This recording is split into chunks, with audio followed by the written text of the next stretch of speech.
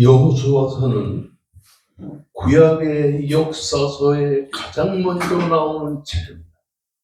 창세기, 출애굽기, 레위기, 민수기, 신명기를 모세오경이라고 하는데, 모세오경 다음에 이스라엘의 역사를 가장 먼저 기록한 것이 바로 여러분 오늘 우리가 공부하는 여호수아서.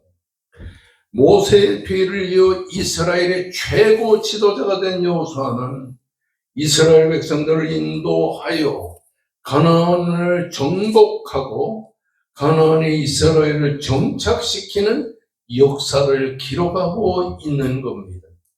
특별히 여호수아는 모두 24장으로 되어 있는데 1장에서 12장까지는 모세가 가나안 땅으로 이스라엘을 인도하고 그리고 여호수아가 가나안을 정복하는 가나안의 7 족속과 더불어 전쟁하는 기사가 기록이 되어 있고, 여호수아 13장에서 24장까지를 보면 가나안을 정복한 여호수아는 이스라엘의 12지파에게 가나안 땅을 하나하나 우리에게 이렇게 소개해 주고 있습니다. 이 사건은 우리에게 무엇을 강조하느냐? 우리가 예수 그리스도를 믿어 구원받고 영원한 천국에 올라가서 천국에서 우리가 누릴 영생의 복을 여호수아서가 가르쳐주고 있는 것입니다. 아브라함 이후에 가나안과 애굽 광야 승지를 전전하던 이스라엘 백성들이 마침내 가나안에 건국의 기초를 놓는 과정을 여호수아가 생생하게 보여주고 있다고 하는 사실인 것입니다. 여호수아서는 모세오경과 이스라엘 역사에 이어주는 일종의 교량 역할을 하는 것으로서 하나님의 언약을 역사 속에서 성취해가는 것을 기록하고 있는 것입니다. 히브리 사람들은 어떤 책의 제목을 정할 때 책의 첫놀이에 나오는 단어나 구절들을 따라서 또는 저자와 주인공의 이름을 따라서 그 책의 이름을 기록했습니다. 이와 같이 오늘 본서가 모세의 후계자인 여호수아의 이름을 따서 여호수아라 여호수아서라 불렀던 것입니다. 여호수아는 여호와는 구원이시다 그런 뜻입니다. 여호수아는 예수와 또는 호세아라는 이름과 같은 의미를 가지고 있습니다. 히브리 성경의 명칭은 예수아라는 것이고, 그리고 이 지베르 요수아 라틴어에서는 그렇게 말하고, 그리고 한마디 더 나아가서 여호수아는 주전 12세기, 그러니까 지금으로부터 3200여 년 전에 여호수아서의 기록자인 여호수아가 기록한 것으로 우리가 생각할 수 있는 것입니다. 이와 동시에 여호수아서는 예수 그리스도께서 우리 인간을 어떻게 구원하셨는가를 그림자처럼 보여주고 있는 말씀인 것입니다. 그러므로 여호수아서를 보게 되면 여호수아 초입에 기생라합의 기사가 기록이 되어 있는데, 기생라합이 이스라엘 12지파, 이스라엘의 정탐꾼 2사람을 잘 숨겨주었다가 돌려보내면서 우리 가정을 구원해 주세요 그랬는데, 그 2사람의 정탐꾼이 뭐라고 그랬냐 하면, 당신의 집에 창문을 열어놓고 창문에 붉은 깃발을 거기다가 기록해 놓으면 우리가 쳐들어올 때 붉은 색깔의 깃발이 널려있는 당신의 집 사람들은 한 사람도 패하지 않냐고 다 구원해 줄 것이라고 하는 이런 사건을 보여주는 것입니다. 이런 사건이 여호수아서에 여기저기에 기록이 되어 있는데, 이 사건은 무엇을 우리에게 강조하느냐 하면 예수 그리스도의 십자가의 보혈로 우리를 구원해 주시는 것을 구약의 역사서인 여호수아서 이 우리에게 보여주고 있다고 하는 사실인 것입니다. 모세가 파견한 12명의 정탐꾼 중에 여호수아와 갈렙을 빼놓은 10사람의 정탐꾼이 정탐을 하고 돌아와 온 이스라엘 백성들에게 부정적인 보고를 합니다. 우리가 어디로 가야 할 것입니까? 우리의 형제들이 우리를 낙심케하며 말하기를 그 백성은 우리보다 장대하여 그 성읍들은 크고 성곽은 하늘에 닿았으며 우리가 또 거기서 아낙 자손을 보았노라고 말합니다. 다시 말하면 10명의 정탐꾼은 말합니다. 가나안 땅은 너무너무 살기가 좋습니다. 포도도 그냥 한 송이가 이 애굽의 몇 송이가 합치고 같이 기가 막히게 좋습니다. 그런데 그 가나안 땅에는 아낙 자손이라는 거대한 키를 가진 엄청난 사람들이 거기에 살고 있는데 그 아낙 자손은 키가 크고 성곽은 하늘에 닿았고 그리고 그 아낙 자손은 너무너무 강한 사람들입니다. 그러니 우리가 어떻게 하리까 하니까 온 이스라엘 백성들이 두려워 떠옵니다. 그리고는 애굽에 살았으면 좋았을 거를 이 애굽에 살지 않는 그 가나안 땅으로 들어가서 우리가 거기서 너무너무 고통스러운 일을 행할 것이라고 하는 이런 생각을 하면서 두려웠던 일. 이 10명의 정탐꾼이 그런 부정적인 보고를 듣고 온 이스라엘은 가나안을 정복하는 그 기간을 늦추면서 두려워 떨게 되는 것을 보게 됩니다. 여러분 신명기 2장 10절의 말씀을 보면 에밈 사람이 거기 거주하였는데 아낙 족속같이 강하고 많고 키가 크므로 그들은 아낙 족속과 같이 르바임이라 불렀으니 모압 사람들은 그들을 에밈이라 불렀으며 이 신명기 2장 10절의 말씀은 뭐냐면 가나안의 7 족속들도 아낙 자손과 같이 키가 크고 그리고 엄청난 강한 군사들이었다는 사실을 강조하는 것입니다. 아낙 자손들은 키가 엄청 컸습니다. 보통 2m 50, 3m에 이르는 키를 가진 엄청난 사람들이었습니다. 그런데 이 아낙 자손들은 헤브론을 중심으로 해가지고 팔레스타인 여러 곳에 흩어 살았습니다. 이 헤브론이라는 것은 바로 이스라엘 예루살렘에서 40km가 떨어진 남쪽에 살고 있는데 그 헤브론은 고대 시대부터 있었던 도시로서 문화와 정치의 중심을 이루었어요. 그래서 가나안의 7 족속들이 그 헤브론을 중심으로 문화적인 교류를 하고 그리고 장사를 하고 이러면서 서로 교류하며 살았던 것을 보게 됩니다. 그런데 그 헤브론에 아낙 자손들이 주류를 이루면서 거기에 흩어져 살았는데 장대한 신체와 거인이라고 이름하는 르바임이라는 이름을 붙이기도 한 사람들이었다는 사실인 것입니다. 그러면 이 아낙 자손은 도대체 어디서부터 출발을 했는가 하면 창세기 6장 4절의 말씀을 보게 되면 네피림의 후손으로 추정되기도 합니다. 네피림이라고 하는 것은 깡패라는 말입니다. 네피림이라는 것은 한마디로 용사를 뜻하는 말인 것입니다. 여러분 창세기 6장의 말씀 보면 하나님의 아들들과 사람의 딸들이 결혼을 하며 그래가지고서 이 사람의 딸들을 통하여 거대한 장사들이 이 세상에 태어났습니다. 그리고 이 네피림이라는 족속들이 그 가나안을 중심으로 해서 헤브론과 남쪽 바닷가에까지 퍼져서 온 가나안 땅에 아낙 자손이 퍼져 있었다는 말. 그런데 그 아낙 자손은 네피림의 후손 중에 아르바라고 하는 사람이 있는데 키가 얼마나 큰지요? 엄청나게 큽니다. 그래서 아르바라고 하는 사람이 아낙 자손의 초대 조상이었습니다.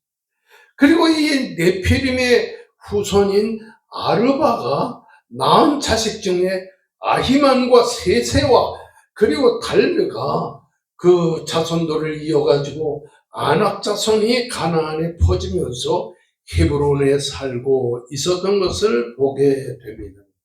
신명기 9장 21절의 말씀을 보면 누가 아낙 자손을 능히 이기리오라고 할 정도로 이 아낙 자손을 두려워하는 이스라엘 백성들 때문에 그 모세와 여호수아가 가나안으로 이스라엘을 이끌고 들어가기가 매우 어려웠다고 하는 사실인 것입니다.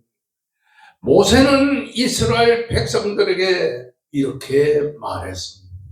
네 하나님 여호와께서 너를 인도하사 네가 가서 차지할 땅으로 드리고 네 앞에 여러 민족 헷 족속과 기르가스 족속과 아모리 족속과 가나안 족속 브리스 족속과 히위 족속과 여부스 족속 이 7개의 족속들을 가나안에 들어가서 다 멸망시키라고 말씀합니다.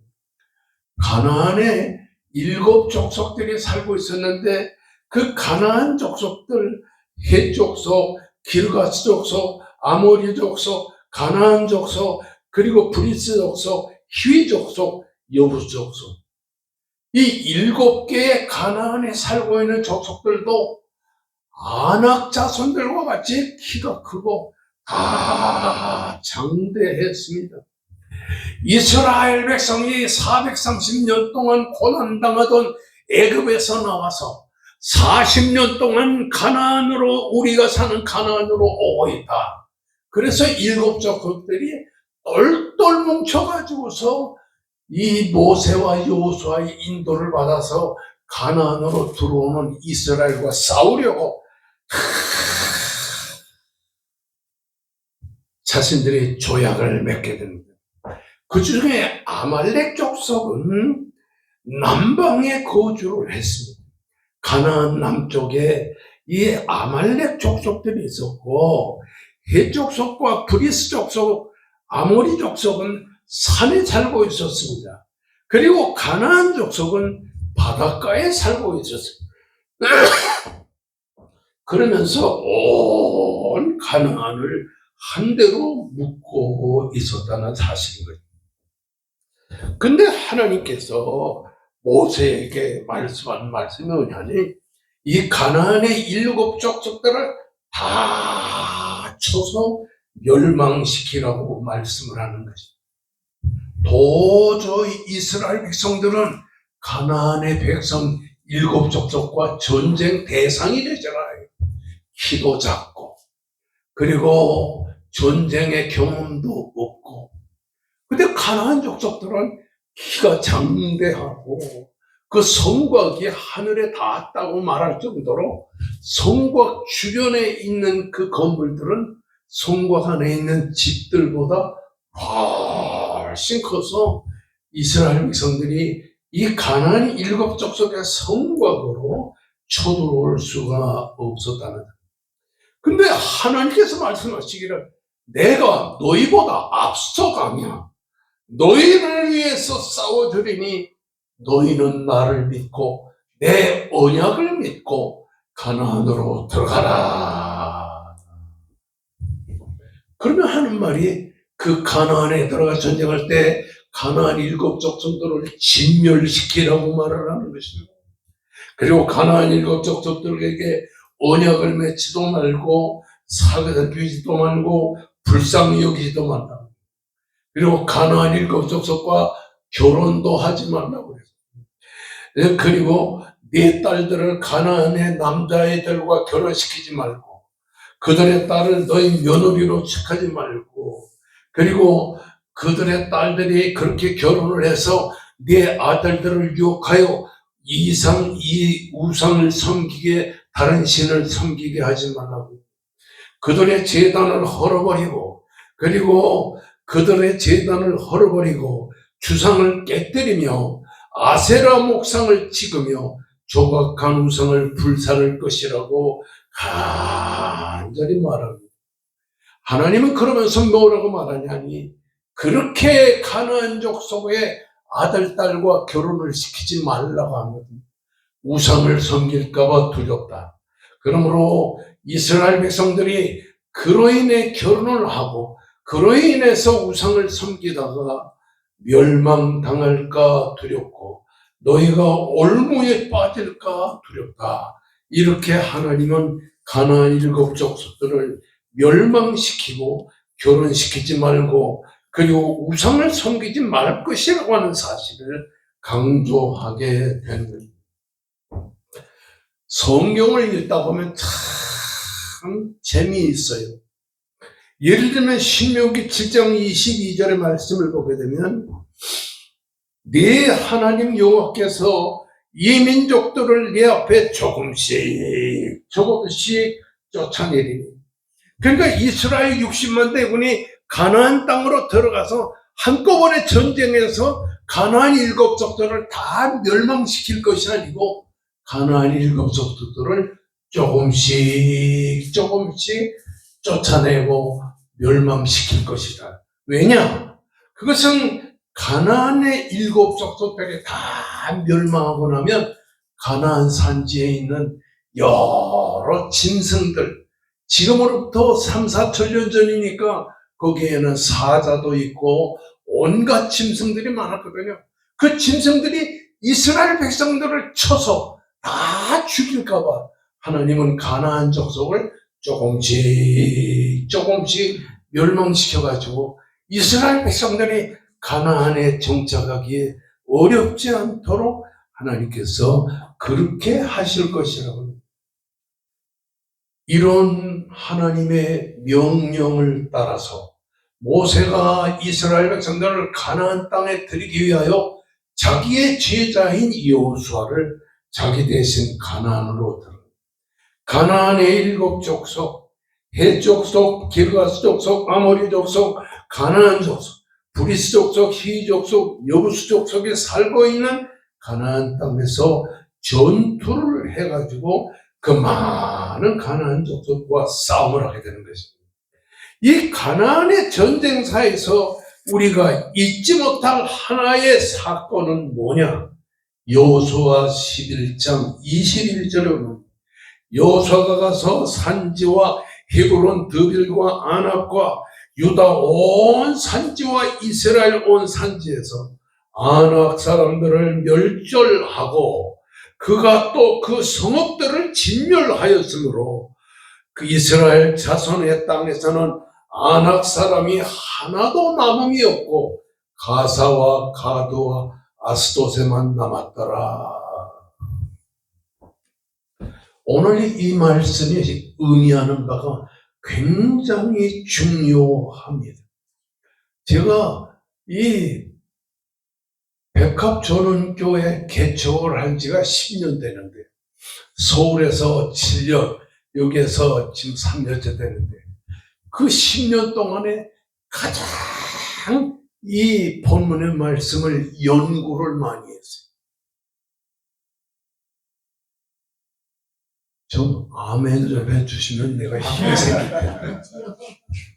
왜냐하면 이 말씀을 연구하려면 창세기, 출애굽기, 레위기, 민수기, 신명기, 여호수아 이 6개의 말씀을 찾아봐야 돼요. 그래서 제가 2주간 동안에 이 창세기로부터 여호수아서까지 6개의 말씀을 몇 번 읽으면서 또 노트하면서 쭉 연구를 했습니다. 그런데 이 여호수아 11장 22절의 말씀을 보면 이스라엘 땅에서는 이스라엘 자손의 땅에서는 이게 뭐냐면 이스라엘 자손들이 가나안을 점령해가는 과정을 말하는데 가나안을 점령하지 못한 것은 모르지만은 가나안을 다 점령하고 이스라엘 백성이 살고 있는 가나안 땅에는 아낙 자손이 하나도 남음이 없고 아낙 자손은 저 북쪽에서 가나안 남쪽까지 그 키가 장대하고 거인들이 가나안 자손이 거기에 살다가 이스라엘과 전쟁하면서 하나님의 은혜의 도움으로 아낙 자손이 다 패해가지고 하나도 남이 없고, 아낙 자손 중에 소수의 수십 명의 소수의 그 아낙 자손만이 가사와 가두와 아스돗에만 약간만 남아 있었더라. 이렇게 기록하고 있는 것입니다. 한마디로 말하면 수만 명의 아낙 자손이 다 이스라엘 백성들 때문에 죽임을 당하고 겨우 수십 명만이 가사와 가두와 아스돗에 도망을 쳐가지고 거기서 수십 명이 숨어서 살았더라. 우리가 10여 년 전에 읽은 성경을 개역 성경이라고 부릅니다. 우리가 요새 읽는 성경은 개역 개정판 성경이고요. 이것보다 먼저 성경을 번역한 게 개역 성경입니다. 자, 그 개역 성경에는 번역이 우리가 지금 읽는 이 성경보다 훨씬 잘된 것이 많이 있습니다. 예를 들면 아낙 사람은 하나도 남음이 없고 가사와 가두와 아스돗에만 남았더라. 우리 개역 개정판 성경은 그렇게 되어 있어요. 그런데 문제는 뭐냐면 이 개역 개정판 성경이 너무너무 오자가 많습니다. 신구약 성경을 보게 되면 이 오자가 너무 많아요. 그래서 저는 그 오자가 있는 성경을 그대로 우리 교회에 인하면 뭐냐니, 성경 번역상에 있어서 오자가 있는 것도 인정을 하기 때문이라는 사실입니다. 근데 거기 보니까 개역 개정판 성경에는 가사와 가두와 아스돗에만 남았더라 이렇게 번역을 했는데, 10여 년 전에 번역된 개역 성경에는 어떻게 되냐니 약간만 남았더라. 약간만이라는 말을 거기다가 집어넣었어요. 하고 매력이 있지 않습니까? 약간만. 다시 여러분과 함께 이 말씀을 드리고 한 가지 성경을 더 읽겠습니다.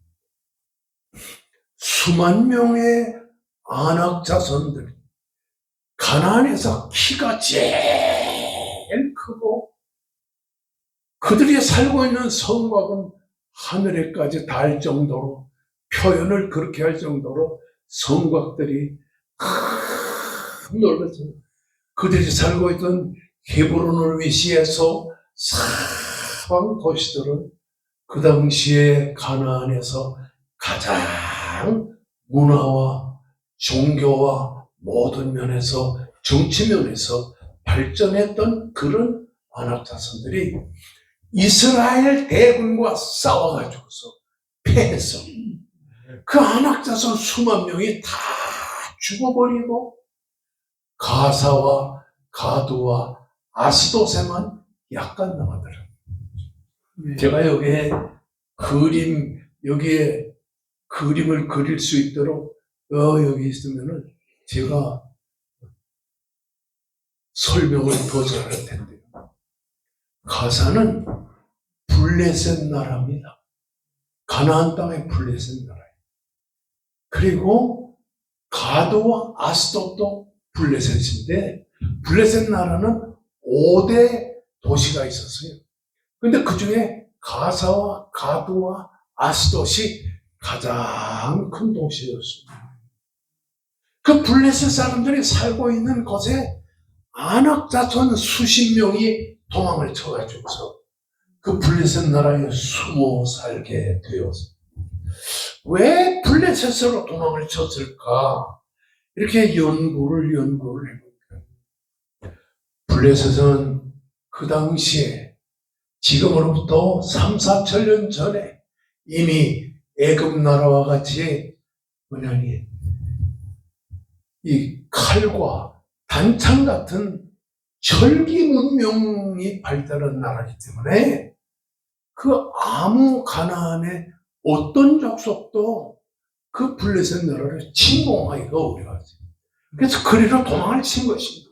그래서 가드의 수십 명, 가사의 수명, 그리고 아스돗의 여러 명 이렇게 숨어 살면서 이들은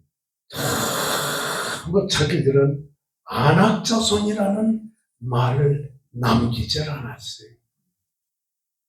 근데 23절의 말씀을 보면 이와 같이 여호수아가 여호와께서 모세에게 말씀하신 대로 그 온 땅을 점령하여 이스라엘 지파의 구분에 따라 기업을 주매 그 땅에 전쟁이 그쳤더라.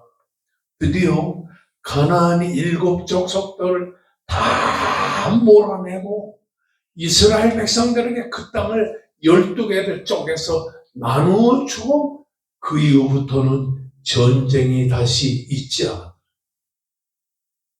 그러니까 아낙 자손들은 자기들의 힘을 나타낼 수 있는 기회도 하나도 없었다고 하는 사실입니다.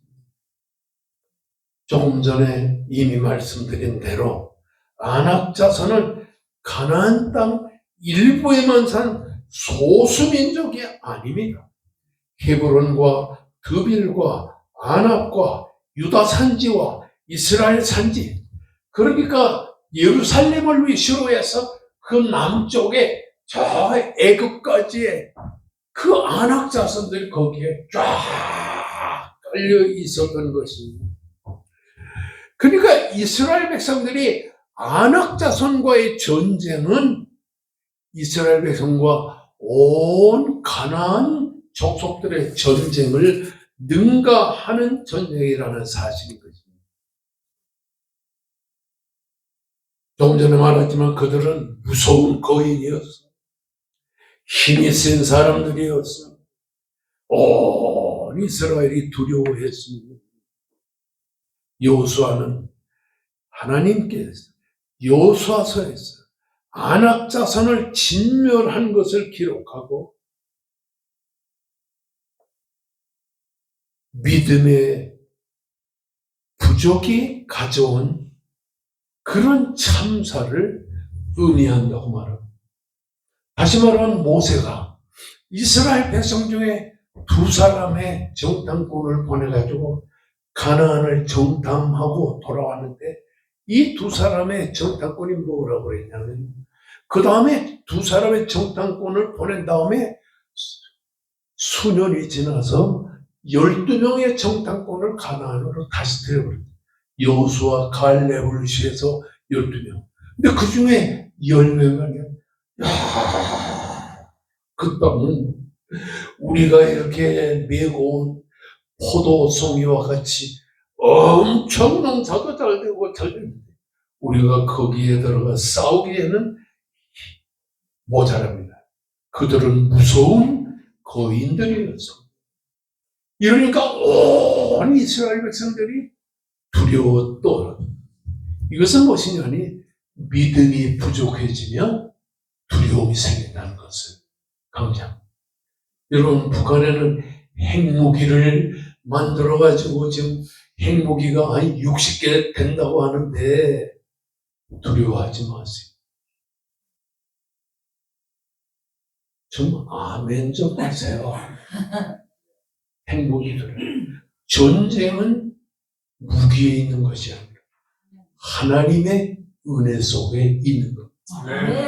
우리가 벌써 20-30년 전에 북한에 잠식을 당해서 남북한이 북한에 다 넘어갈 뻔했어요. 이 광주 사태에 있을 때에도 북한이 전쟁 준비를 다 했다는 것이 벌써 다 증명되고 있지 않습니까? 근데 그때마다 하나님께서 이 나라를 지켜주시고 함께 해주셔서 우리는 지금 얼마나 발전했습니까? 예?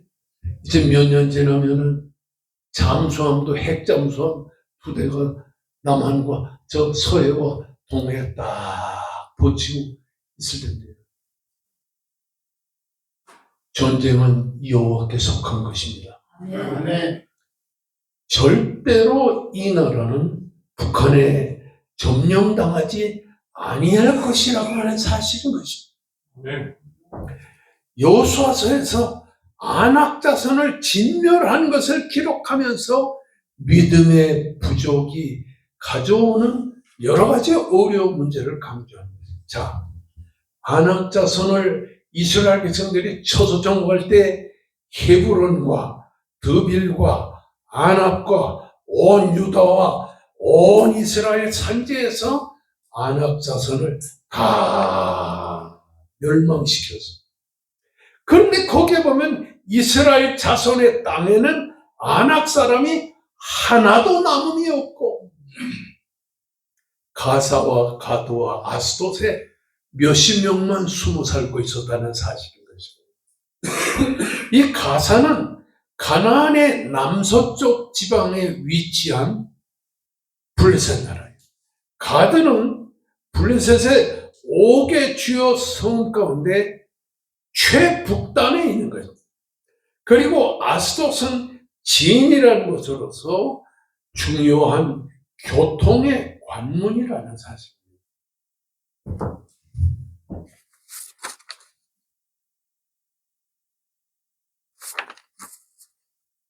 그리고 여호수아 15장 63절에 보면 예루살렘 주민 여부수 족속 유다 자손이 예루살렘 주민 여부수 족속을 유다 자손이 쫓아내지 못하였으므로 이렇게 쫓아내지 못하였으므로 이런 말을 계속하고 있는 것을 보게 되는 것입니다. 아멘.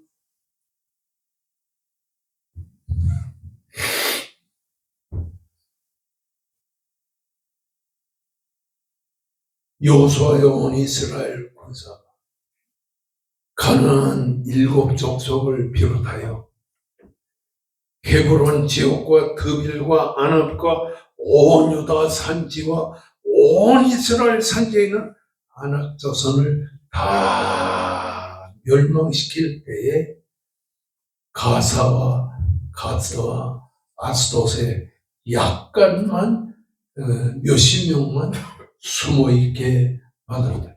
겉으로 볼 때는 이스라엘이 아낙 자손과 가나안 자손을 다 멸망시킨 것으로 표현이 돼요. 그래서 거기 뭐라냐니 이스라엘의 아낙 자손은 하나도 남은 것이 없고 그 다음에 가사와 가드와 아스돗에 약간만 남았더라 이렇게 기록하고 있는 겁니다. 여기서 우리가 중요하게 생각해야 될 것은 약간만 남아있던 아낙 사람들이 가사와 가두와 아스돗에 블레셋 나라에 약간만 남아있던 숨어 살던 아낙 자손이 수백 년의 세월이 흐르면서 수만 명으로 늘어났어요. 이게 중요한 것입니다. 오늘 우리들의 삶 속에도 예수 믿은 지 수십 년이 되는데도 아직도 버리지 못한 습관이 약간 남아있는 게 있잖아요. 그거를 다 없애버려야지. 그 약간 남아있는 그 습관들. 예를 들면 술을 못 끊는 습관. 여러분 텔레비나 신문에 나오는 모든 정치인들 그렇게 똑똑한 사람들 우리나라는 서울대학 안 나오면 정치는 못해요. 거의 똑똑한 사람들 다 서울대학 나온 사람. 왜 망하느냐? 술 먹다가 옆에 여자 손목을 붙잡고 허리를 끌어안고 그게 사진에 다 찍혀가지고서 지금 고소를 하지 않았어요. 믿는 사람이나 안 믿는 사람이나 인간 죄인의 습관은 다 똑같습니다. 제가 지나간 11년 동안 아내가 세상을 떠난 다음에 혼자서 세상을 살면서 날마다 하나님 앞에 기도하는 게 유혹에 빠지지 않게 주옵소서. 시험에 들지 않게 해 주시옵소서. 그리고는 마음이 흔들릴 때는 서재에 가서 성경을 펴가지고 성경을 읽고 기도하고 성경 읽고 기도하고 이렇게 11년 동안 해와서 유혹에 빠지지 않고 시험에 빠지지 않았어요.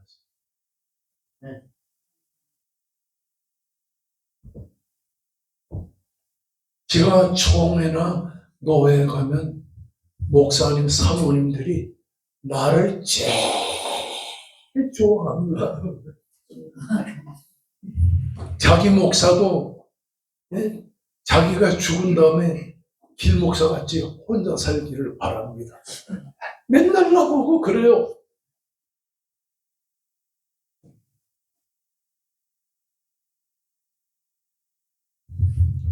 성도 여러분, 아직도 버리지 못하고 갖고 있는 습관, 단칼에 잘라버리세요. 인간의 힘으로는 없애지 못합니다. 하나님의 은혜의 능력으로. 자, 보세요. 가사와 가드와 아스토세는 블레셋 나라였는데 거기에 안악 자손이 숨어 살았어요. 몇십 명이. 그런데 400~500년이 지나서 그 안악 자손이 거기에서 퍼져가면서 몇만 명이 됐을 때에 그 블레셋 나라를 군대를 총괄하고 있던 사람이 다윗 시대의 골리앗이. 골리앗이 바로 안악 자손의 후손이었어요.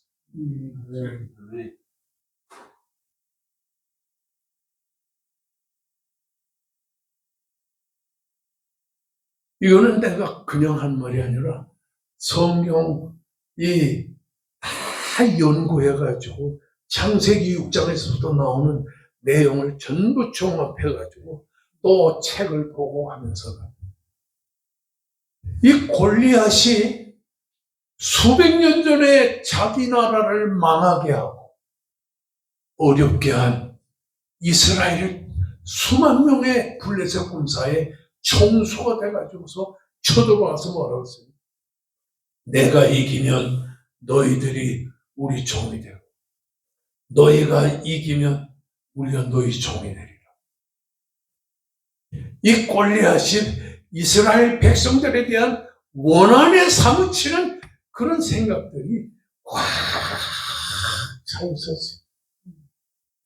수십 명의 안악 자손이 가사와 가드와 아스돗에 숨어 살았었는데 수백 년의 세월이 흘렀죠. 그 여호수아 다음에 사사기라는데 사사기가 350년의 역사를 보여주잖아요. 그러니까 한 350년에서 400년 사이에 그 이후에 다윗이 태어났는데 그 다윗이 태어난 그 시대에 안악 자손의 후손 중에 가장 위대한 장수가 골리앗이. 그래서 생사를 가름없이 다윗과 골리앗이 전쟁을 했잖아요. 그래서 요런 조그마한 돌 하나로 요 이마박을 맞추고 쓰러진 골리앗을 달려가서 골리앗의 칼을 빼가지고 골리앗의 머리를 자르는 기사가 사무엘상 17장에 그게 나오지 않습니까? 다시 말합니다. 이 사건은 한 곳에만 나오는 것이 아니고 반복적으로 나오는 거예요. 버리지 못한 내 세상 습관,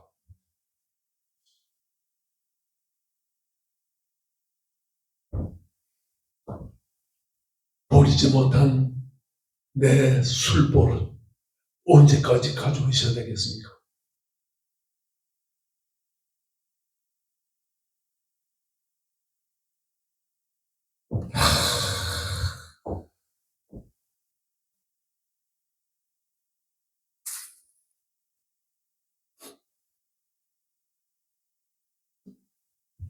하나님은 이스라엘 백성들에게 가나안 전쟁 시에 7 족속을 괴멸시키고 그리고 가사와 가드와 아스돗에 약간만 남은 그 아낙 자손마저 다 멸망시키라고 했건만 이스라엘 백성들은 다 멸망시키지 못했다가 350년의 세월이 흐른 다음에 블레셋 나라와 그 이스라엘이 전쟁에서 아낙 자손의 우두머리인 골리앗과 싸움을 싸워야 되는 절망적인 어려움에 직면했다는 사실을 보게 됩니다. 인간은 누구나 약합니다. 그래서 누구나 인간은 세상의 유혹에 넘어지기가 쉽습니다.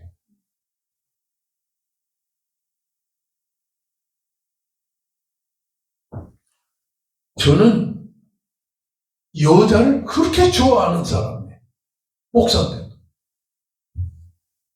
제가 왜 이렇게 내가 청년 때 내 아내를 이렇게 이쁜 여자를 하나님께서 내 아내로 주셨나. 내 아내가 처녀 때 그렇게 남자들이 많이 쫓아다녔어요. 내가 결혼한 지 한 20년 넘었을 때 애들 다 커가지고 결혼하고 유학하고 이렇게 돌아온 다음에 내가 물었어요. 한나오니 그렇게 처녀 때 남자들이 많았는데 왜 나 같은 모자란 남자한테 시집 왔냐고 그랬더니 그릇을 씻다가 내가 밥 먹는 걸 보고 그렇게 알고 싶으냐고 그래. 알고 싶다고 그랬더니 조금 이따 얘기해 줄 테니까 내가 그릇 다 닦을 때까지 기다리세요. 그리고 그릇 다 닦고 나서 나한테 와가지고 이래. 사기칠 것 같지는 않더라고. 내가 그렇게 순진했어요. 나는 음식점도 간대 또 가고 주로 그러지 여기 갔다 저기 갔다 안 그러고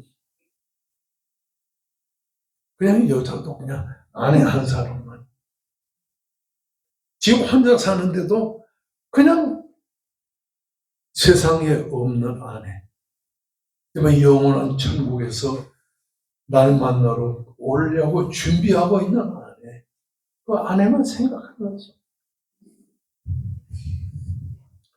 여러분들 내 얘기를 들은 얘기를 또 들어서 아이고 또 같은 얘기 하는구만. 똑같은 얘기를 할 수밖에 없는 본문이기 때문에 하는 겁니다. 오늘 이 본문 말씀에 보면요 같은 내용이 나와요.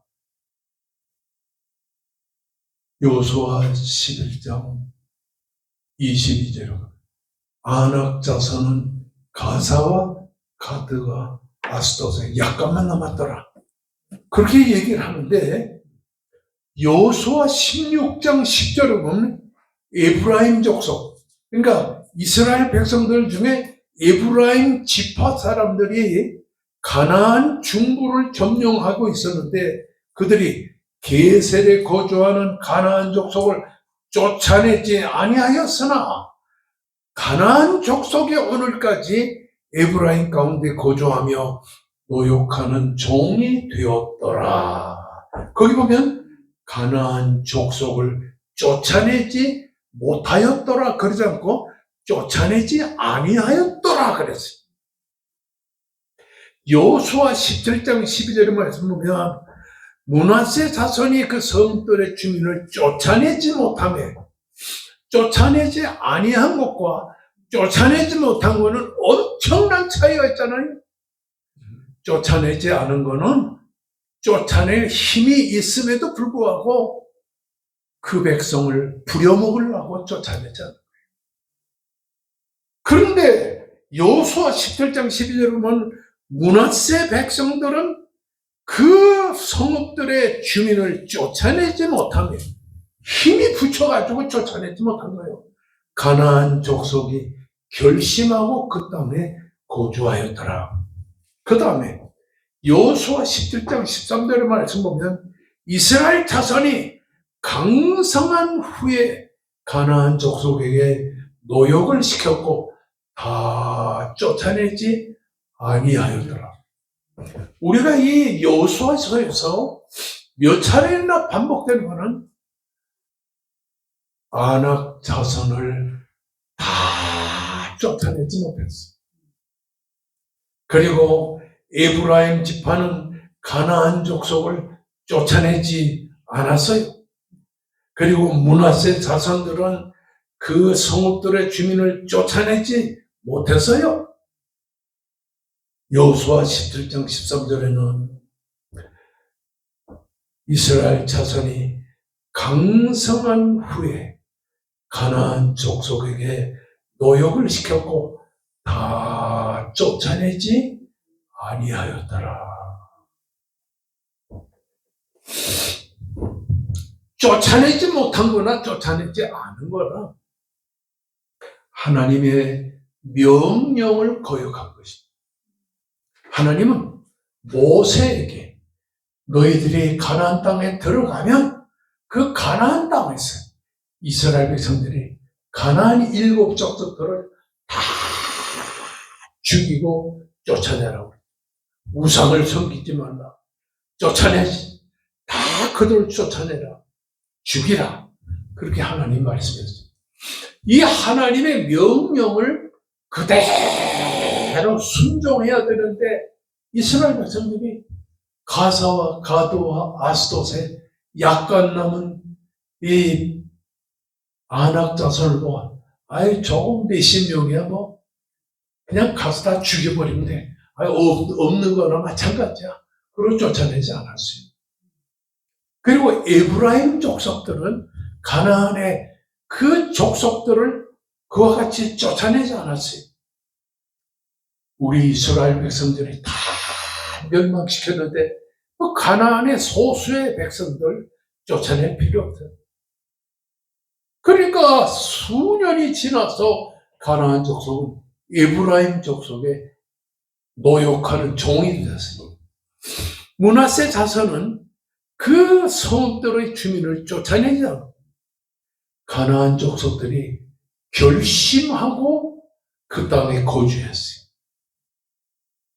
여러분, 이것은 오늘 우리에게 무엇을 말하냐? 이스라엘 백성들이 가나안에 살면서 하나님의 명령을 거역하고 순종하지 않았어요.